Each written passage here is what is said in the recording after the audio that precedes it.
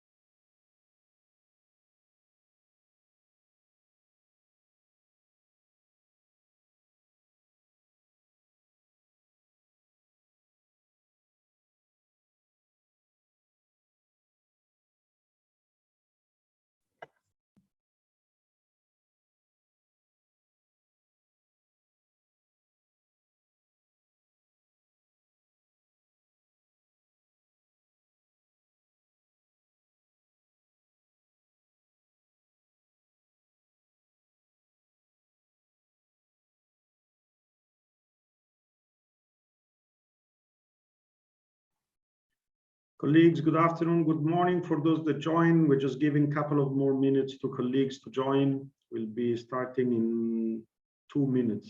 At 2:05 we start. So please apologize and be patient. Thank you very much.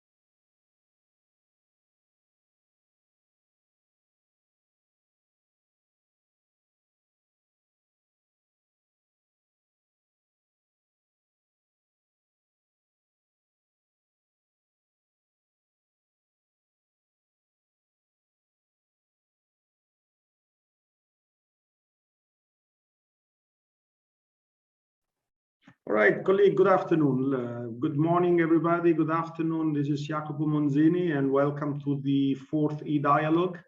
We have already given 5 minutes to the audience. We already reached a very good number. So let me give the word to Eride Ceccaci from the European Bank for Reconstruction and Development to welcome us all. Please, Eride, the floor is yours. Right. A warm welcome to everybody. My name is Iride and I'm from the European Bank of Reconstruction and Development. I'm the head of the advisory service in the agribusiness division. And I'm working very closely with our FAO colleagues, and in particular Jacopo, to explore this new topic for us of urban agriculture. And we are partnering with the FAO to really understand which are the opportunities in the sector. And we already looked with other 4 meetings and webinars at all levels of this topic to unpack potential investments, potential opportunity for technical assistance, and also to build up our knowledge in this sector. So I'm really pleased to be here with all of you. At EBRD, we really try to also understand which are the possibilities for people to be involved in productive sector in this context, how to look at skills, to include in economic opportunities youth and women, in those sectors. So I'm really pleased to be with all of you who are sector experts and to build this community of practice on this topic. So thank you very much to all the speakers, and I pass the floor back to Jacopo so that we can start. Thank you all. Thank you very much. Again, as our practice, I will not moderating this event. I'll leave the floor directly to Professor Francesco Orsini from the Bologna University, who's one of the leading researchers and professors in the field of commercial urban agriculture. Francesco, the floor is yours to introduce our speakers and to moderate the event. Thank you very much.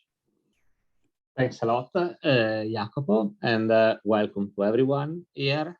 Today we have a very interesting topic on how to bring innovation in also in education associated with urban agriculture. I see some very well-known names in the list of participants. I'm very happy to see you connected to this webinar series. And we will now move on to the first presentation that is going to be from Eri Hayashi. Eri is the Vice President of the Japanese Plant Factory Association. She's also the convener of the upcoming international symposium on vertical farming that will take place this summer in Angers, in France.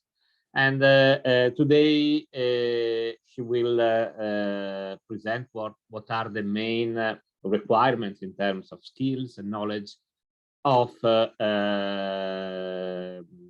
vertical farming sector. So Eri, please, the floor is yours.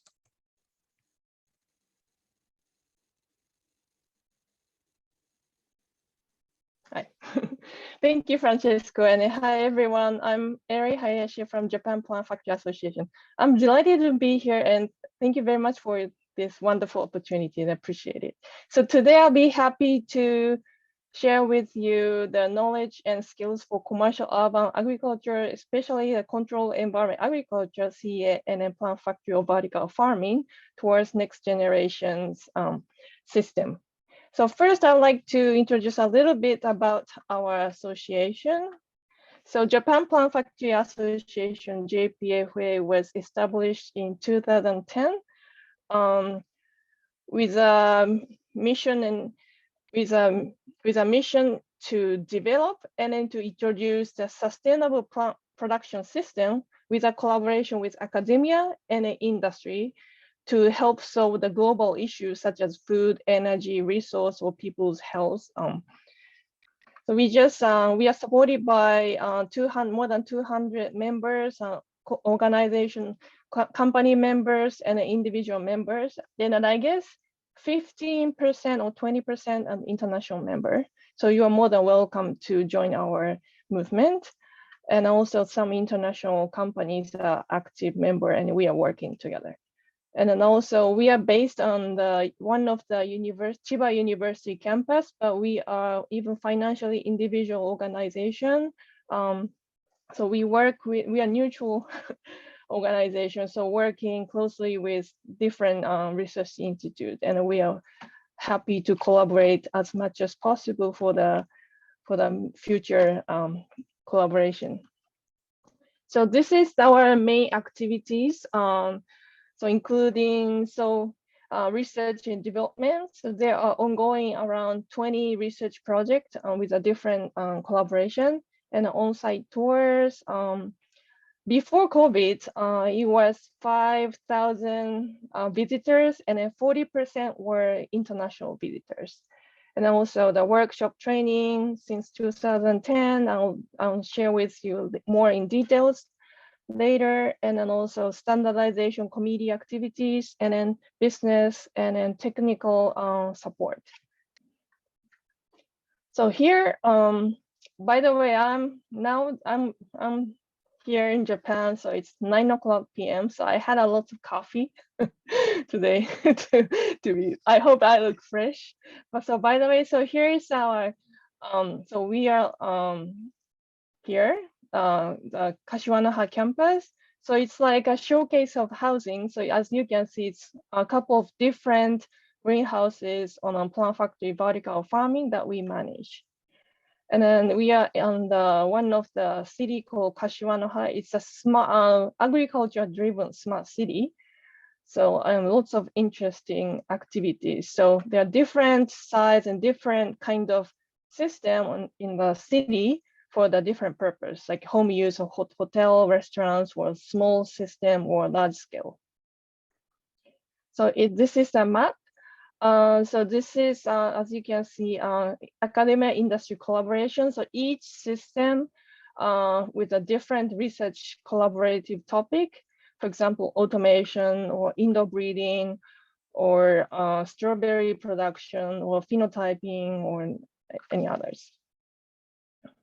So this is one of the pictures. So somewhere that system, and then also we're working also on the Japanese cultivation or greenhouse production system with a low trust, high density cultivation, because since in Asia we have high hot and humid weather, so we have to deal with a hot summer. So the first using the closed system for the nursery system, and then transplanting to greenhouse. And then instead of 1 crop per year, but with this system, 4 crops per year to avoid the risk in the summer. So this looks like this with fixed bench and the 3 truss and 4 crops per year. And looks like this, and then hybrid tomato. And then also for the educational program, we have been working strongly for the workshop and training course. So the workshop, it's been almost 150 times, almost every month. And so far, I guess more than 13,000 people has joined for the different research topic. And for the training course, we have been doing in Japanese and also started in English course as well since 2018. So in Japanese, there are different topics for introductory or intermediate or advanced or strawberry program or other nutrient solution course. But we studied in the English course in 2018. And then after COVID, we are now offering the online training course. I'll introduce more afterwards. So by the way, so next month in June 1st, the next workshop will be featuring the innovation in Europe. So we have interesting keynote speaker from Plant Farm from Italy, introducing the sophisticated industry approach to vertical farming combined with Italian food tech quality. Sounds interesting. And also Pavlos will be introducing the in-farm crop science. So I'm very excited. So you're more than welcome to join the workshop. And now for the training course, for the introductory course, we are targeting at enthusiastic, motivated indoor farmer who plan to start or have studied plant factory operation and research. So this comprises introductory courses and a special contest. So this is an example that we had a couple of months ago. And the introductory class is comprised of theory and practical of plant factory, and a cultivation, operational management, and a key to business success, and also the practical methods and a virtual tour. So the objective and the goal for our training course is to offer the foundation for theory and also experience-based practice, because experience practice means a lot in terms of commercial production. So we have different lecturers from academia and also from the industry experts. So this is an example of the course, lots of words, but the mainly to be simple, engineering the principal structure of the plant factory or environmental control or photosynthesis or plants physiologies or hydroponic cultivations or nutrient solutions, and also cultivation management, but also business administration, and then also the lecture from the industry expert, the successful plant factory operators as a case study of the large scale production. And then some of the special contents, there's some virtual tours.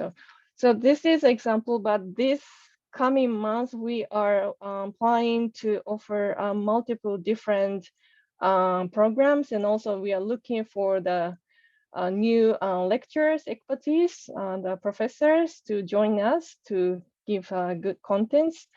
And probably we will offer some strawberry lecture, strawberry training course or something like that. So we will keep you updated. So this is an example of the best practice of the one of the alumni, because we have more than 3,600 alumni in the past 10 years. So this is one of the example of the good student, I would say. So one of the company called 808 Factory, this is very good plant factory. They're good operators. So they started in 2014 and producing 20,000 heads of leafy green every day, utilizing lots of sensing technology, because the original business of this company is a pachinko slotting, Japanese amusement pachinko slotting machine. So they are good in sensing technology. So this is a history, how they started. So before, more than 10 years ago, they came to JPFA, and then we had a lot of discussion and to figure out if they have to start the business, and then afterward they decided to start the business. And then after that, they joined lots of training classes to understand all aspects of different technical components, the holistic approach of this sector. And then afterwards, after completing the training course, they built the first factories in 2014. But the key takeaway from this is that the company learned lots of practical knowledge, not only basic science at the training course, because there are commercial scale facility on site on the campus, so that they could learn the practical know-how. And then we learned from them that since being able to comprehensively learn before starting the factory operations, they actually could make a bunch of lists of all the risks that could be happened after you build the farm. So that before building or before starting the operation, they actually know what would be the possible risk. And then so that they knew beforehand what the solution if you have a risk. So that they didn't have no problem after starting the operations. So after that, their business has been growing continuously. And then now they are a good lecturer, they are teacher of the training course. So this is a beautiful story, I guess. So, and then the beauty of this company is I've never seen any open company as much as this company, because they're open. So I think the key point is that to be open as a company, I think you'll be successful, because the more you give, the more you take the latest information. So the plant factory with artificial lighting PFAL, the beauty is that since it's a cultivation room is airtight and highly insulated, you can visualize the input and output and waste. So the more you produce, and you can generate the data, and you can estimate everything online. So this is an example, but you can visualize not only the state variable, but also you can visualize the rate variable, including the net photosynthesis, the speed of photosynthesis, or water uptake, or something like that. And now in Japanese market, we will say there are the more company building the larger scale of the factory, and then the more selling to the food services, including the convenience store. But then you have to prove the consistency or the uniformity, or they have to prove the quality of the produce. So the stable production is more important right now.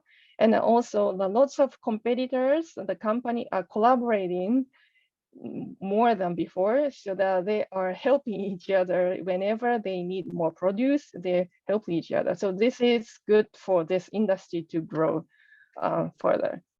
And then this is the number of the factory in Japan so far. So as you can see, recently the number looks stable, but the reality is that the ratio of the larger scale is more than before. So I would say now it seems like it's more obvious who's successful and who's not, I would say. And this is a picture of the 808 factory I just introduced. And then you see the shiny floor. So it's really clean. And then they're really taking care of the hygiene management. And then before building this factory, they consider the operational management into the design of the factory. So it's really crucial to consider the operational management if you want to build the large-scale factory, especially. And there are other company called Greenland Foods supply more than 10 tons of leafy green every day. And then Mirai growing the larger heads of leafy green every day. But I think compared to, I'm not sure about Europe, but compared to, for example, North America, the Japanese market is required to produce or supply the head lettuce, not the cut lettuce. So that the uniformity is really important to grow uniformity. Each head is very important. And then this is an example of the productivities in the market. So here, the cultivation area, so per square meter per day, this is the average of the sellable produce of each head of lettuce. But some companies have much higher productivity right now. So towards the next generation, so in the future, the plant factory or vertical farm have to look like this. So if you are the factory operator, you are the one who only set the objective. And then if you integrate the phenotyping or other system, so that you have you just put the objective, and then with the help of AI or others, and then you get the determination of the optimal set point of the environmental factors, maximum is given the multi-objective function, because we have the multi-objective function if you operate in the farm and depend on the market and situation. So this is how it looks in the future. But the phenotyping is the key, so we have to integrate those kind of technology. But since we are producing the plant, not the industry product, so that since you are producing plants, it's really tricky because plants grow, and then it's a lot of interactions between environment and management. So it's really complicated. But also the environment, considering the microenvironment really close to individual plants or three-dimensional environment is a key. So it's very complicated. So in the future, we have to achieve the uniform environment first, and then we can have a more uniform phenotype, and then finally we can simplify the environment and the phenotype relationship interactions.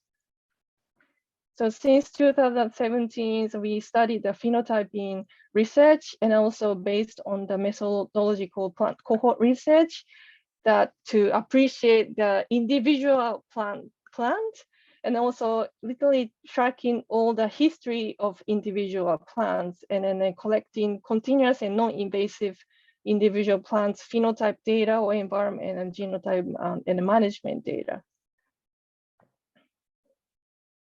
But that's not easy to get the phenotype data. So we started with a simple one with a seed phenotyping, so that we see when exactly the seed was germinated and how it was affected by microenvironment and management. And also and then afterwards, seedling phenotyping. And as you can see, like it's really densely populated cultivation, and a three-dimensional uniformity of the environment is not easy, but I think together we can achieve that. So in the future, just like the distributed plant production system, just like we have an air conditioner at home, we should be able to design the environment based on what we want to have. For example, vitamin C rich vegetables or medicinal plants, whatever, home, so that with a system, utilizing this innovative system, we can individually produce more plants on a sustainable way in the very economical and to share the data and then to find the ultimate set point in very interesting way. So I think my conclusion for today's knowledge and skills for commercial urban agriculture is that since this sector is composed of so many different technical factors, so that we have to integrate, achieve the integrated value of plant factory or control environment agriculture, so that not only science or engineering, but design and arts, we have to have a good manager, so who can understand the different language in a different sector and then achieve very innovative way and work together, and then creating the shared value for inclusive and sustainable society. Thank you very much. Thanks a lot, Eri, for this very interesting presentation. I see there are some questions in the chat. One is coming from Jacopo. We were also starting to discuss this, but maybe you can extend it a bit more. So what are the typologies of staff that companies require in order to have success in their business? So which are the professional figure you would find extremely important in a vertical farm? Oh, that's very good question, because we need to have everything, because we are not talking about only the agriculture, but we are talking about engineering and the biotech and the design, and then depends on what's your product, or medicines or just fresh produce. So it's everything, and it's just a matter of how you integrate and how you work together, and also like AI experts, because before, for example, we had like a 20 years old AI engineers before, but then as you can see, the Professor Kozai is like 78 right now, and then imagine like 60 years different. Then and not only the age difference, but also if you have a different background, you are using a different language, so that we have to have someone who can translate and then put everyone together towards an innovative goal. So that I think the good manager is a key. And then also, if you are in business, not only technology, but also you have worked on the fundraising or management. And then I think it's really hard to find everything as a set. But once you have a good team, I think that's achievable. But then you have to have a good, you have to set the good goal, and you have to have a good manager or director. I hope it makes sense. Yeah, thank you. Another question is if whether you have some indication on the average HR cost for a vertical farm operation in Japan, and possible some, if possible, some breakdown or I see. Let me share.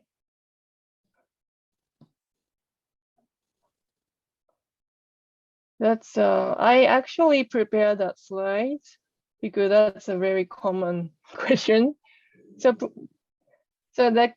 the question is a breakdown of the cost or just a price of the human resource cost? Yeah, eventually also on the type of positions that that you have within the human resources. Ah, okay.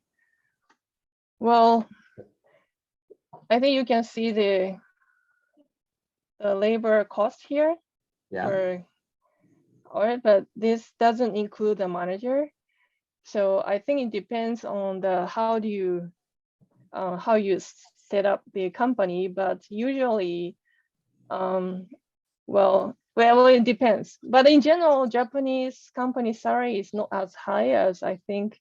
I don't know how it is in Italy or Europe, but it's not that too high. But considering the other IT industry, so but let's see. Because I was aware that when you have like the facilities of limited size, then they generally do not have a lot of automation, and so they require for a lot of manual work. While right. As they grow in size, they get higher automation and you get higher salaries for the manager positions or yep. Right. So this is like a typical breakdown of the major costs as is depreciation, personal labor, and electricity. But for the labor cost, roughly speaking, almost half is after harvesting. So the trimming and then packaging, and then transplanting and germination. Other part is easily it's already automated. But since in Japan, most of the produce is head lettuce, so it's not cut. It's easier for the cut lettuce, the baby leaf for the automation.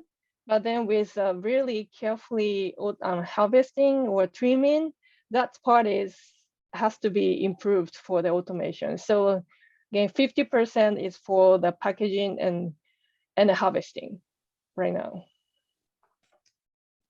Okay. Thanks a lot, Terry. I see there are some other questions, but eventually we can move on with the presentation, and then if we have some available time at the end, we'll get on the questions that have not been answered yet.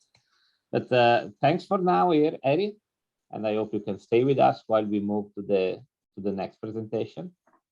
Sure. Thank you. Thank you. So we are now moving to Marie Benotem. She's the director of the Master in Urban Agriculture and Green Cities at the Unilassal in France.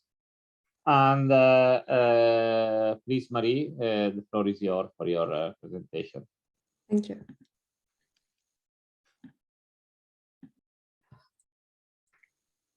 Can you see my screen? Yeah, not on a full screen yet.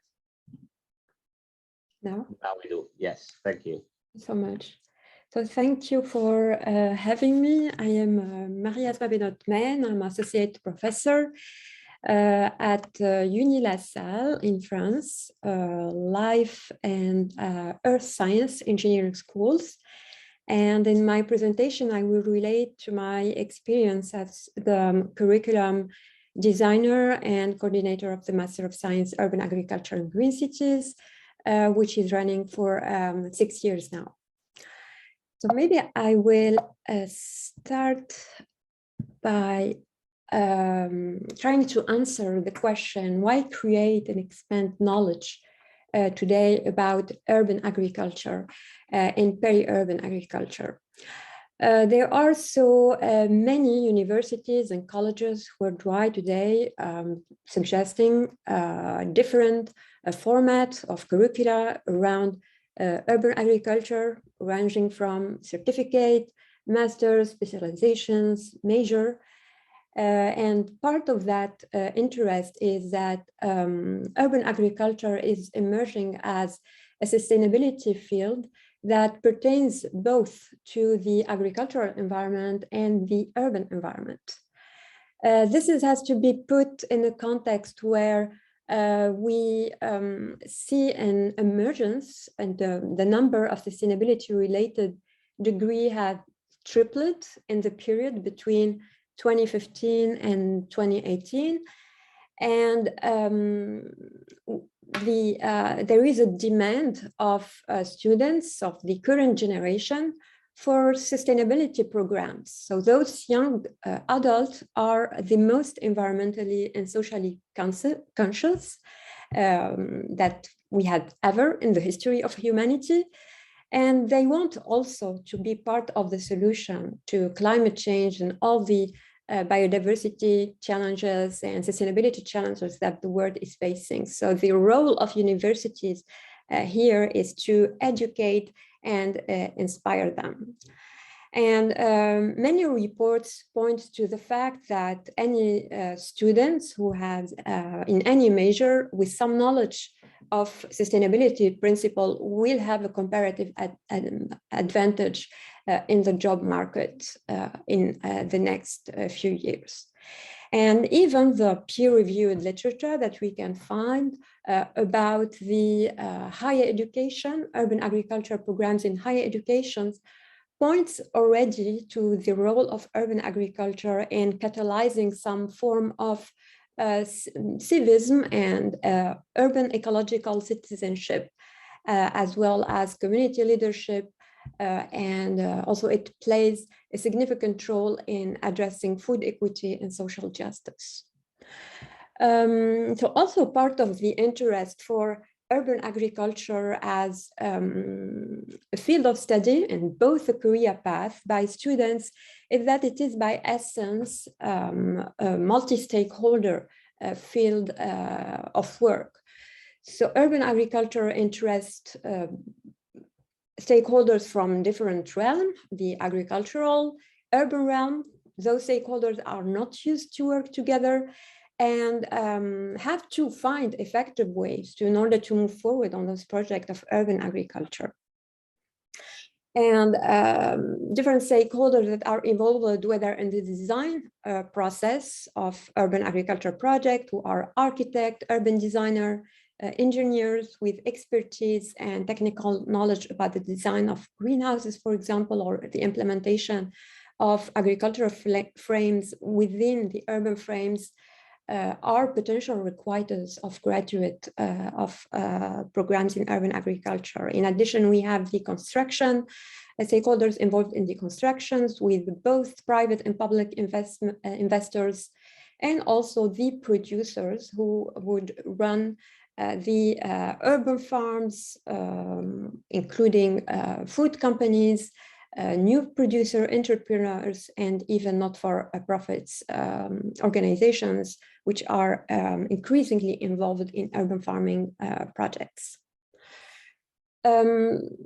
This characteristic of the multi-stakeholder involvement in urban agriculture also explains the interest and from students with a variety of background in urban agriculture projects. For example, in the Master of Science, Urban Agriculture and Green Cities at UNI-LaSalle, we have a mix of background that range from architecture, biology, agronomy, landscape design, geography, sustainability, and so on. In addition, as urban agriculture is specific to the country and it may differ from country to another, one of the priority of this program is to target international students, and we had more than 23 nationalities represented in the program over the 3 years. So those two components of the variety of backgrounds of students and their cultural backgrounds were essential for cross-fertilizing not only their knowledge and ideas, but were an engine to the emergence of some unique creativity in solving problems, and also in setting up group works and experiential learning that were fundamental to let them develop their critical thinking, their communication skills, and make them more effective decision makers. So most of the curricula that we found that are proposed in universities, colleges are adapted to different dynamics of urban agriculture, ranging from small scales like the urban micro farm, the community gardens, but also to forms of peri-urban farmings, and also what we term as the commercial urban agriculture, including greenhouses and plant factories. And this explains also that most of the curriculum that we can find the interdisciplinary approach is put forward in order to let students mobilize knowledge and use and have practical skills from more than one discipline. So most of the curriculum that we can find about urban agriculture mix at least two of these four tools that are social sciences, environmental and agricultural sciences tools, geographical, agricultural, architectural, and urban planning tools, in addition to the economics tools that may explain what are the costs, the return on investments, and the different funding options. So in general, before I jump in the specific case of the commercial urban agriculture, the students who accomplish studies in urban agriculture and green cities are prepared to be strategic thinkers, executive and project leaders that the market is looking for. So in addition to the fact of being able to assess problems accurately, they have to find solutions and actions to make transitions to sustainable food systems, and this by mobilizing and taking into account a variety of challenges gravitating around natural resources management, best agricultural practices, the conservation of biodiversity. In addition, the market is also looking forward to those professionals who can integrate multifunctional and innovative urban farming projects into existing urban plan, including the building, taking into account the building standards and architectural design. Future graduates from studies in urban agriculture are expected to handle complexity of the urban development and to jump from between scales, from local, regional, even national, global levels, and to connect different dots that can promote an urban agricultural projects, including the agricultural component, the production side, but also social, economic, and environmental, and even political component of the food issues. And also those professionals are expected to lead multi-stakeholders groups to establish, to initiate dialogues between different areas of specialization and expertise. So now let me focus on the commercial urban agriculture and what are the skills, existing skills that are required, and the existing knowledge that can be used to tailor a curriculum to the job market needs. So those form of commercial urban agriculture, including integrated rooftop greenhouses, plant factories, all the form of indoors culture, away from the outside worlds, despite their benefits in terms of increasing yields, reduced water, best management of fertilizers, are lacking experience and lagging behind in terms of economic efficiency. And today, there is the business model for a controlled environment agriculture remain unfortunately nascent and risky. And this is why major investors in this field require specific profiles, specific specialization in maximizing crop production quality and safety in controlled environment agriculture. So this is paramount if we want the commercial urban agriculture to penetrate the mass market permanently and sustainably. But this also will require major advancement in knowledge, skills, and technical innovation around four main components, which are the physical environment of production, the use of technology and artificial intelligence, the resource management, and the economic environment, in addition to the quality and safety of fruits and vegetables produced in controlled environment agriculture. So in order to match commercial urban agriculture training with the job market, we need to advance on research. First of all, so that, or the so-called this triangle of research that can feed educational and help design educational programs, and so that those programs can also fuel the market with effective professionals that can run effective business of controlled of commercial urban agriculture, mainly in controlled environment agriculture. So now I will just give some specifics about those 4 points that I mentioned and that need to be improved and advancement need to be to occur in mainly the production environment. Because controlled environment agriculture is currently criticized for its ecological footprints and its energetic use. And this is why we need advancements in terms of life cycle analysis and to have comparative studies, more comparative studies that are lacking in the research nowadays, so that we can compare the environmental impact assessment of greenhouses, for example, within cities and around cities. We need also to work on finding options to include photovoltaic systems and rainwater harvesting strategies from the design concept of the controlled environment agriculture.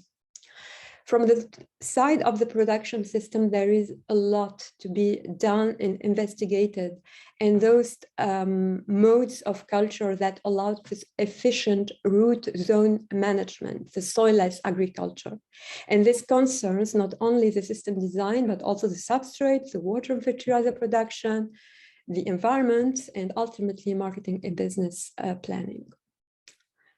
There is also a huge potential to use, and this is what was mentioned in the previous presentation about the use of artificial intelligence in a way that back up the decision making and the monitoring of greenhouses and plant factories, so that to connect plants to climate, a system of control of the climate and to the grower, so it can make more informed decision and best informed decision. And this includes the electric light that can reduce the energy consumption, and also allow a better understanding of the effect of light spectra on plant growth, morphology, and quality.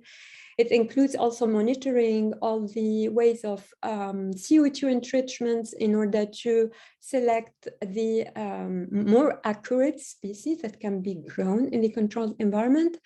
And also artificial intelligence sensors and machine learners are very, very interesting to explore in managing humidities and to use effectively and efficiently CO2 inside, within the indoor farming.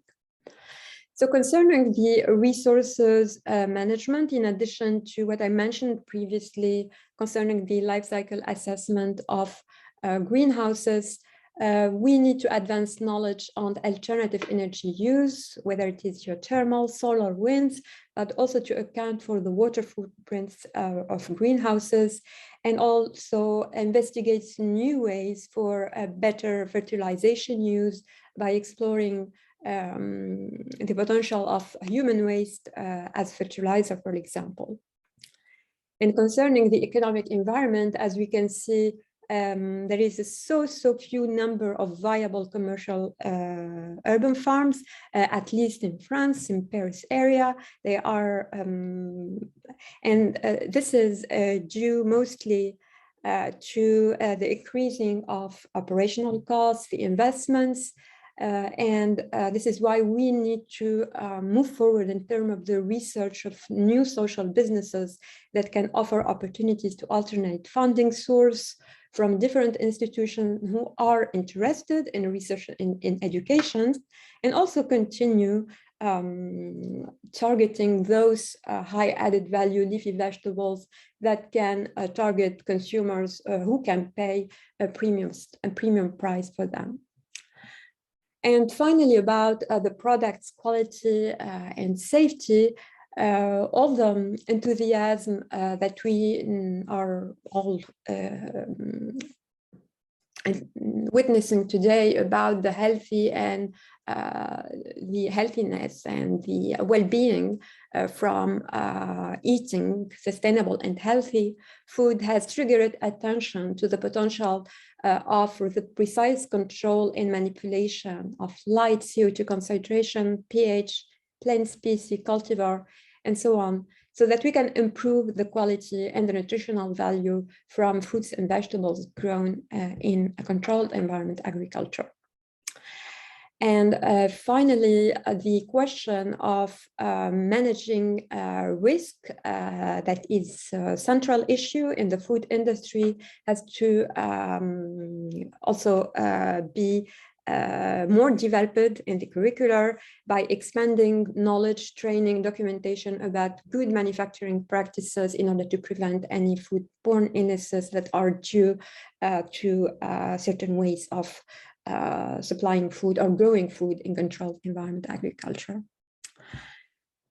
So will the sector keep attracting youth? The answer is yes, it will continue to attract youth because we are living a decade where issues about climate change is gaining momentum, and most of all attention from the youth and younger generation who are also in quest for equality and a quest for being part of the solution to the ecological crisis. In this way, urban agriculture can be used as a sustainable development tool for greening cities by growing food. However, concerning the commercial urban agriculture, future advancement, technological advancement, and advancement in research and funding these research are needed in order to conduct and run business models of controlled environment agriculture that maximize crop production quality and safety. So education for sustainable urban agriculture, if it's designed according to interdisciplinary approach, system thinking, collaborative approach, link society with science and apply scientific principles, will continue attracting youth and empower learners to make a formal informed decision and let new generation take actions for environmental integrity, economic viability, and adjust society to present and future generation. And thank you so much for your attention. And if you have any questions, I would be happy to take them. Thanks a lot, Mary. That was very comprehensive. I'm just opening the chat. I see that Jacopo was also questioning to the audience if there is a field of learning that university should expand to cover the demand for specialized staff. I see that in your presentation, Marie, you've been also introducing some positions like the artificial intelligence that was already anticipated also by Eri, but also associated with the product quality and safety issues, etc. So, for instance, for your experience, do your students start working in companies that are more on the high-tech urban agriculture, or more on smaller projects or simplified technology projects? So the students have a variety of choose a variety of career paths. They start work in high tech if they are really focusing on the agronomic innovation and experiments around vegetables, cultivar. So the professional path that students should choose relate more to their initial background. Like if they are graduate in agronomy, agroindustry, horticulture, they will feel much more at ease after the master to work in those structures and greenhouses management and plant factories, more than the others, I mean the architects or landscape designers. So yeah, thank you. Yeah, I also noticed that there is, as you were mentioning, there is this ease of collaboration between different skills when students are targeting urban agriculture. Obviously, it is a matter of matching the different competencies from architecture, urban planning to plant cultivation, etc. And this is actually resulting in a different way of performing agriculture from the past, if we look at traditional agriculture instead. I don't know if there is any other question coming from the audience.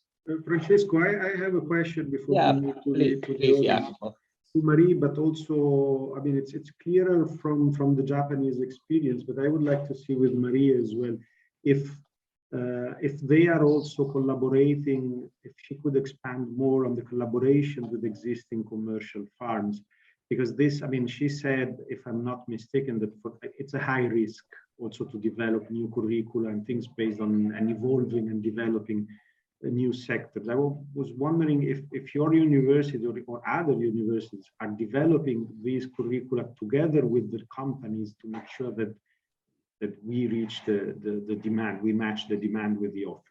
Thank you, Marie. So yeah, absolutely.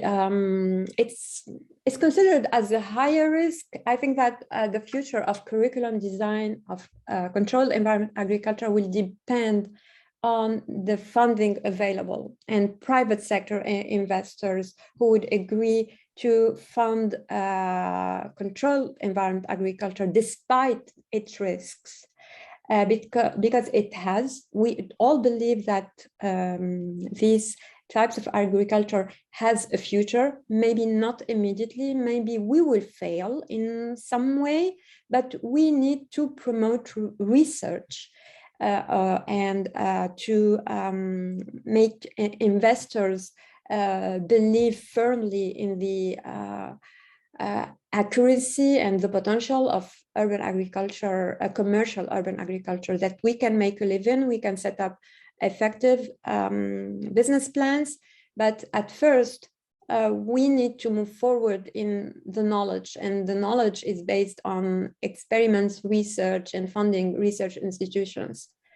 Otherwise, I believe what would happen in the near future, we will have those institutions, the higher ranking institution, I name Wageningen, Germany, United States, with investors who have put a lot of money in exploring those pathways to promote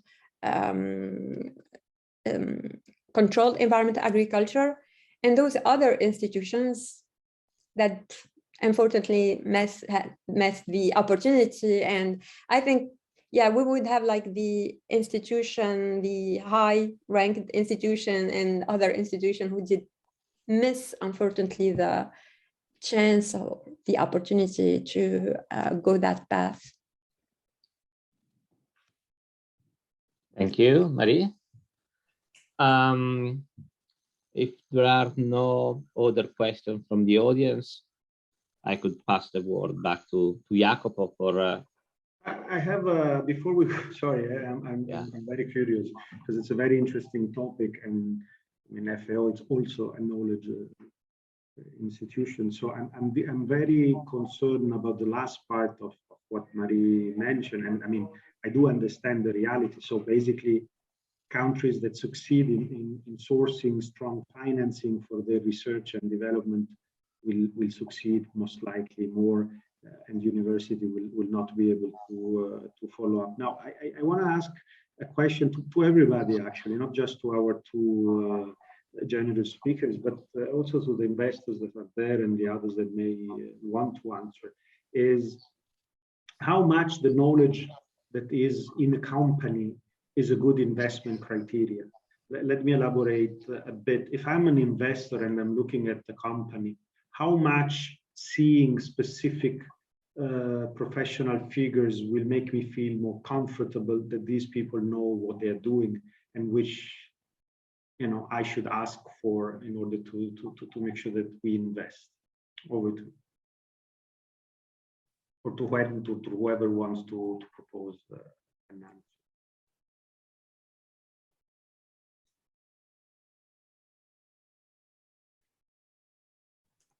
Marie, Eri, what's your feeling about?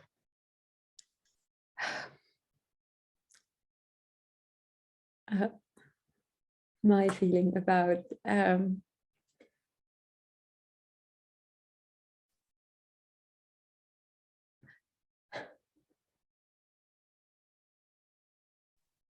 I mean, do you think having strong management is a good indicator for a company to invest?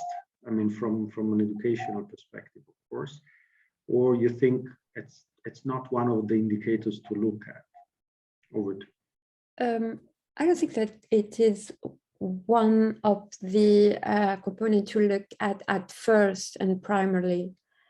I think that maybe one of the vertical farming or controlled environment agriculture that are that would be viable in near future may operate at first at the site of experimentation for universities, or so that to share costs at first, and also to encourage investors in not only investing in the business plan itself, but also knowing that that project will serve as a demonstrator, will serve to advance knowledge, will serve to advance education. And this is what I referred to in my presentation, to look for another kind of social business plans, to encourage investors to put money in those social business plans of controlled environment agriculture. I don't know if my answer. Thank you. Yes, Marie, thank you very much. I don't know if Eri wants to add, and then we also have another raised hand. All right, so I think first of all, research institute and also the university definitely more science-based knowledge is needed by the industry sector. But also we have to keep in mind that we have to also give the educational opportunity to investors as well, because they have to really understand, not just by by the beautiful marketing story by the company, but that they really have to understand what the really core science, what it means. And probably that's why some people are helping for technical due diligence and force, but that's really crucial. And then I think investors need to, because we are still in just the infancy, the starting point of this exciting sector. So we have to develop the innovative system first with a collaboration. And then I think the investors, or I mean some each country have to invest more to the university or the research institute, and then they each have to collaborate for the pre-competitive parts so that we can develop the sector. So I think that's just a starting point. Thank you, Eri. I see there is this hand raised from Mandar Goj. If you want to. Sure. Hi. Good evening from Singapore, everyone. This is Mandar here. Thank you, Maria and Eri, for sharing your expertise with us today in terms of how education can play an important role in urban farming industry. To add on to the question, which is on whether investors would like to have a educational importance to be given to a company while investing. I am an accommodation who has become an entrepreneur now into urban farming industry. Would like to share a quick one on my experience that definitely entrepreneurs would like to have that academic background with the company or the technical expertise with any urban farming industry. But there is no yes or no answer to it, but they are very, very watchful on if this commercial enterprise, is it going to be heavily into the flow of doing the academics or only the R&D part, because they're more worried on the revenue aspect as well. So they are looking at a mix of good managers, a mix of good entrepreneurs, and a mix of good people who have that educational background as well with them. Yeah, thanks. Thank you, Manda. Yeah, I do not see any other raised hand. So eventually we'll pass the word back to Jacopo now. Thank you, Francesco, and thank you, everybody. Just a few information more than data. Now, during the past months, as you remember from the first e-dialogues, we have run a number of analysis, tests, and literature reviews to understand more about the sectors. And of course, we have thought and discussed intensively with HR companies, basically headhunters and other HR service providers on what the sector was asking. Now, and we are not going to show you any presentation or any data because the study is still ongoing, but a few things we can report. So far, the demand from the market is much higher than the offer.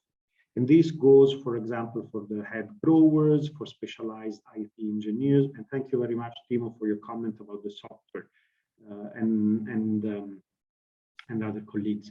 And there is, therefore, a need to understand more what is necessary for the sector to further develop. And that's why we decided to have this e-dialogue focusing on the skills and knowledge. During the past months, as we have looked at different type of farms and companies. As Eri, Francesco, and Marie were saying, we have small companies, we have gigantic companies, and of course, the impact of their investments is different. But one thing, it's very important, and Marie just touched upon it, is that really the countries where we have the strongest university are the countries that are attracting also the large majority of the funding.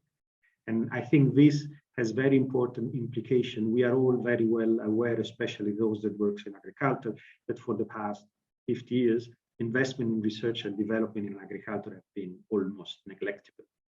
Now, what I'm very happy to see is that this new commercial urban farming adventure is bringing a lot of investments also in research and development, with a lot of university investing.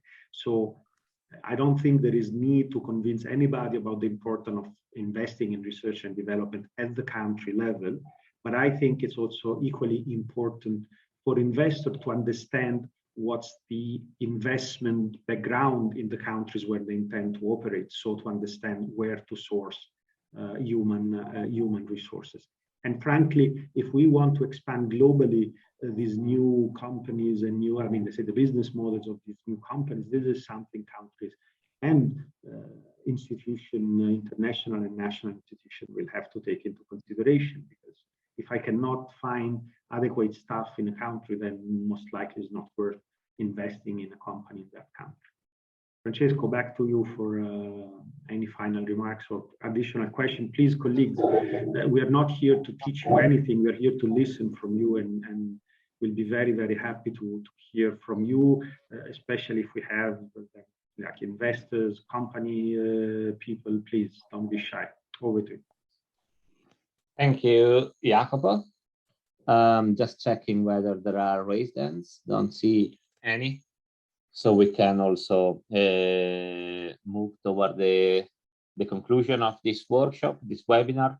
Yeah, I think we very well framed what are the main typologies of skills and competencies that might be relevant in specific urban agriculture projects.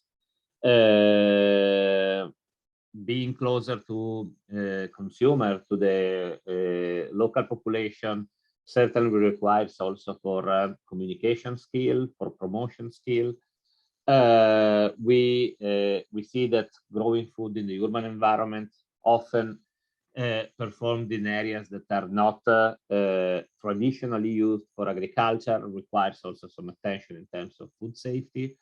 Food quality is an issue, especially when we want to sell produce that gets an added value in the market, which is often required when you want to sell products from technologies that require for higher investment.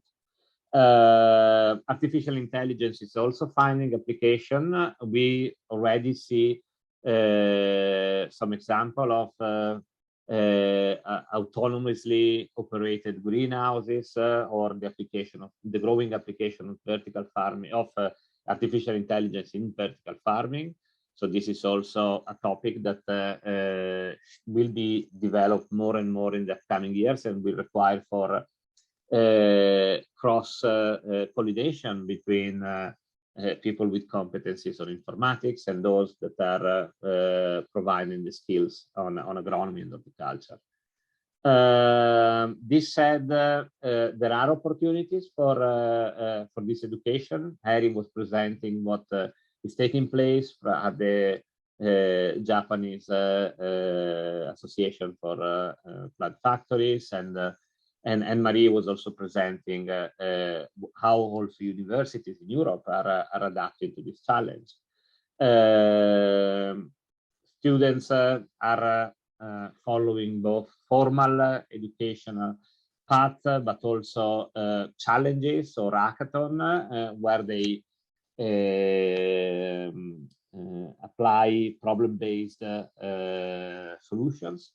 And this is also a way for fostering the development of the sector. I think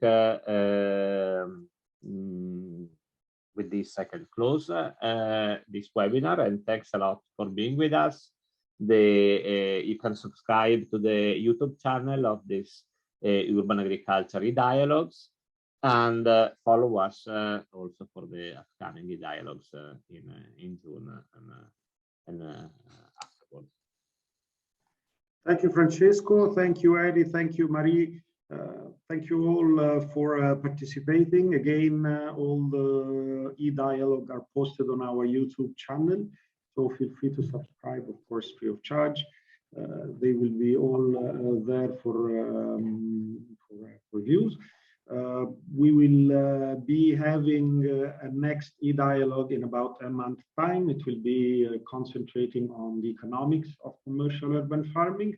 We're going to have the next one in Angers at the International Horticulture Society Fair in conference in Angers in France, August 18. This one will be in persona, so we will not have the usual format, but we will post on LinkedIn and the other channels, including YouTube, the recording of this event. For those that will be participating the Angers conference, please join us.